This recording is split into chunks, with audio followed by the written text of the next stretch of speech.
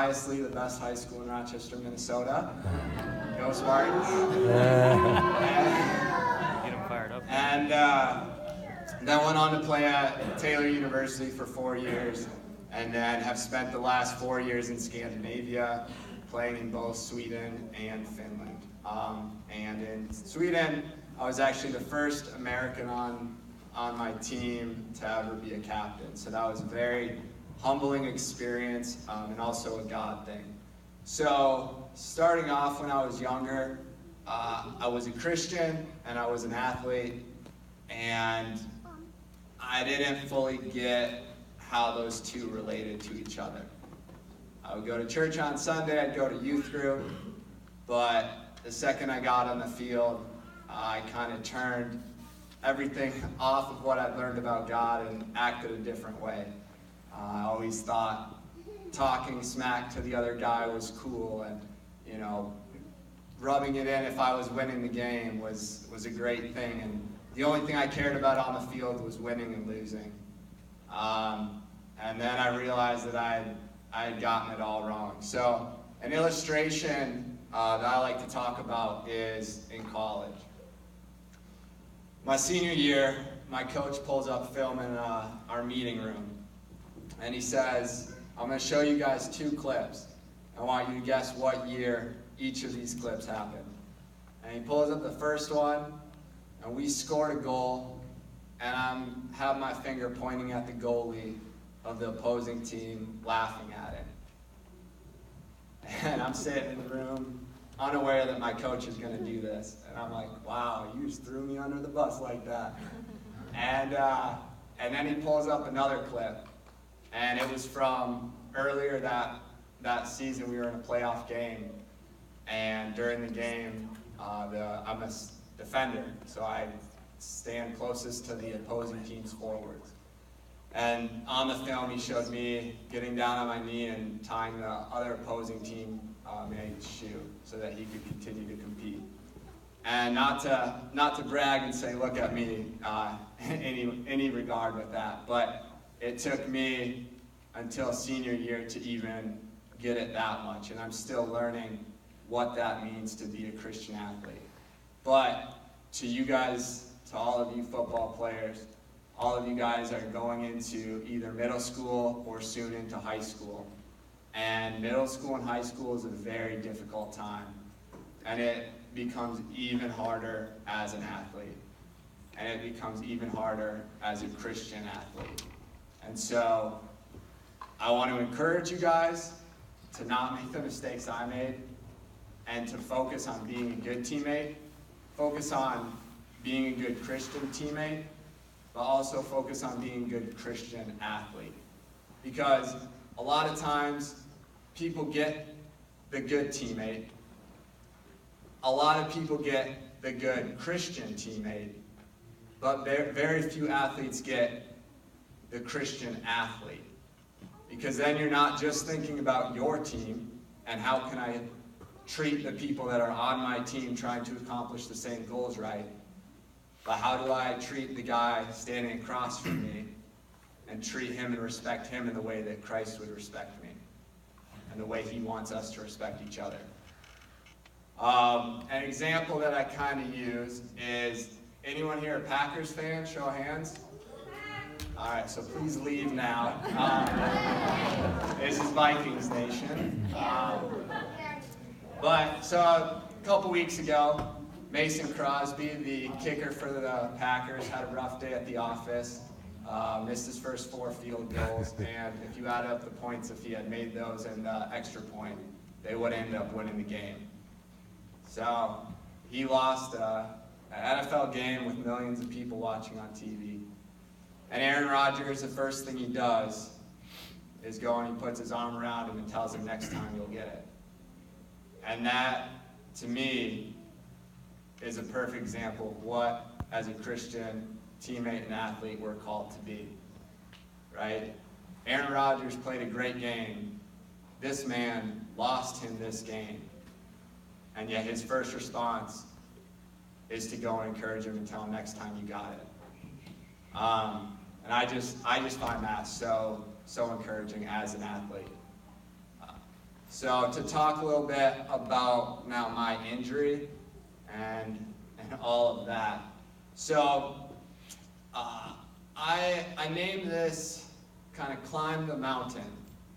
And I thought the analogy worked well because I can explain it to any age, athletes, non-athletes, and hopefully it connects or resonates with everyone in one way or another. So you start at the bottom of a mountain. You look up, you see the top, and you think, how am I ever going to get to the top? And you start walking, and you take your first step, you take your second step, and you keep walking. And you get up maybe about halfway, and you're tired. And you look back and you say, wow, I've come pretty far. I didn't think I could get this far. And then you keep walking. And the problem is, those first 2 steps you took are just as hard as the last 2 that you're going to take when you get to the top. There's no easy steps when climbing a mountain. But then you get to the top of the mountain, and you look down from where you came. And those problems, those issues, those things that seemed impossible actually seem pretty small. They don't actually seem as difficult as what in your mind they were before you started. And so, to relate this to my injury, in college, I was having an amazing collegiate career. I played every game of every minute of the first 2.5 seasons. We were 12th in the nation, we were undefeated, we had even been on ESPN. Things were going amazing.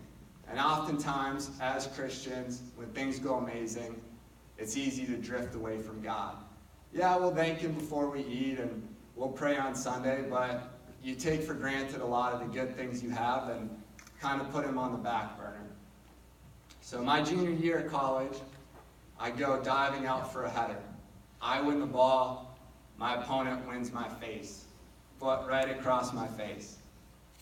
And I have a concussion. It's my 4th concussion, and it puts me in a dark room for 3 weeks. No light, no sound, no schoolwork, which was nice, but not good in the long run. And I had to fly back up to Minnesota, and I had to learn how to memorize again. When I had gotten my concussion, they did a test, have me count back from 10 to 1. For most of you, that takes about 5 seconds to do. For me, it took 2 minutes. I had to count up from 1 every time to figure out what number it was. So I laid there for 3 weeks, and I thought, my career might be over. Something that I was working for since I was 3 years old might be finished, and I'm never going to reach my goal of being a professional athlete. And then, through time and rest, I was able to keep playing again. Graduate, signed my first professional contract, playing, it was going great. I became captain, signed with a new team, went to Finland, was having an amazing season, and I had been playing without any injury for about 12,000 minutes, which is quite a few minutes of playing time. And then August 10th, I go and I'm running down the sideline, get my foot caught in the ground, hear a branch cracking, and I fell to the ground. And I get on a plane back to the U.S., back to Mayo Clinic, and I find out torn ACL, torn meniscus. And for those of you who don't know, which I didn't know before this, the meniscus is a pad in between the 2 knee bones that is very important to be able to do things like running, jumping, and landing and not having pain. And I get out of surgery, and the first thing the surgeon tells me is, that meniscus was pretty badly torn up. 90% of doctors would have just removed it. Your career's over. We stitched it back. We don't know yet what's going to happen. We're going to give you a fighter's chance to play professionally again. And that's where I'm at, 2.5 months in surgery. I don't know if I'll ever step on a field competitively again. I don't know what God has in store for my life. I do know that at a minimum, something that I've worked towards since I was 3 years old something that I've sacrificed so much for. I've given up so many activities, so many fun things for this goal is at least going to be on hold for a year. And a year in my prime as my window of playing is closing. So first, don't take when you're playing sports for granted, because that window can end whenever, and you oftentimes don't get the right way to end it. But I don't know yet what will happen eventually with my career. So I'm laying at home in Florida, and I'm reading the Bible, and I stumble across James 1:2. And it's, consider it pure joy whenever you go through trials. Now, I'm sitting there on a Saturday that I should be playing in a game in Europe, in front of the fans screaming, being able to do really anything I want my body to do. You know, I could, before this injury, I could jump and I could land on boxes about this high off the ground. And I could stand on balls, Bosu balls, doing squats, no problem. And now, walking upstairs gets tiring. And I read, consider it pure joy. And I stopped. And I thought. I said, maybe this translation's wrong. Maybe it's kind of consider it joy, some of the things. So I went to another version of the Bible. Fortunately, it said the same thing. And I realized, God, do you want me to consider this pure joy? My goal for 24 years of my life is taken away. And I'm supposed to be joyful I'm going through this? And I struggled with that. But I knew as a Christian that I can't pick and choose what verses I want to listen to. That's not up to me. The reality is that I had to figure out a way to find joy in it. And joy isn't that happy feeling when you find out there's a snow day for you guys and it goes away the next day, right? Because not every day am I waking up in pain away from the sport I love saying, oh, I'm happy that, but I am joyful. And the only way to find true joy is through Jesus. And too many times, I found myself when, through an injury, through pain, through trial, I would use it as an excuse to run away from God. And I'm finding out more and more to use that as an excuse to run closer to God. And so, to bring it back to this analogy of the mountain, I'm at the top of the mountain, junior year of college, right? Everything's going amazing, get the concussion, and I'm down. And I'm in the valley. And the problem is, in between every mountain is a valley. And you have to go through it if you want to get back up to another mountain. So I got back up, and I'm playing professional soccer, right? And it's amazing, and I'm loving it, and I'm at the top of the mountain.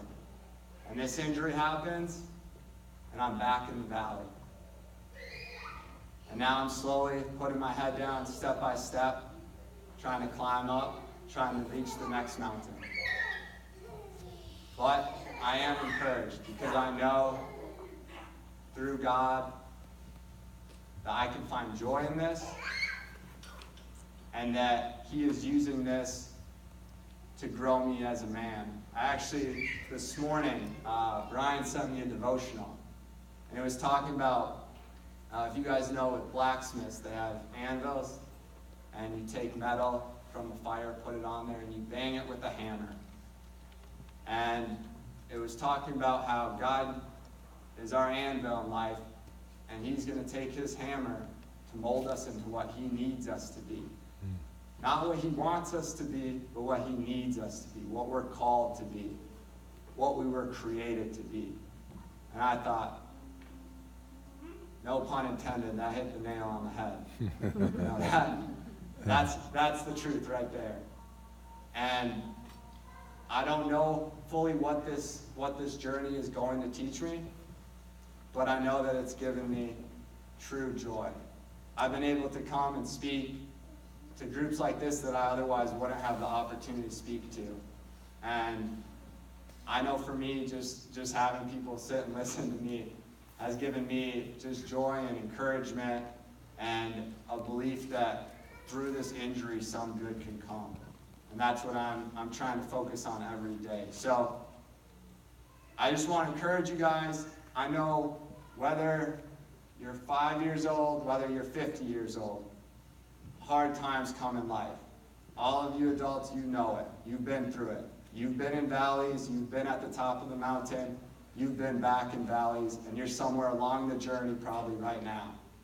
For you that are younger, just keep living. It'll happen. But we don't have to be alone through it. And I want you guys to be encouraged. Find joy through the pain, through the suffering. There's a reason, there's a purpose, and our God is a good God through it all. So thank you. Amen.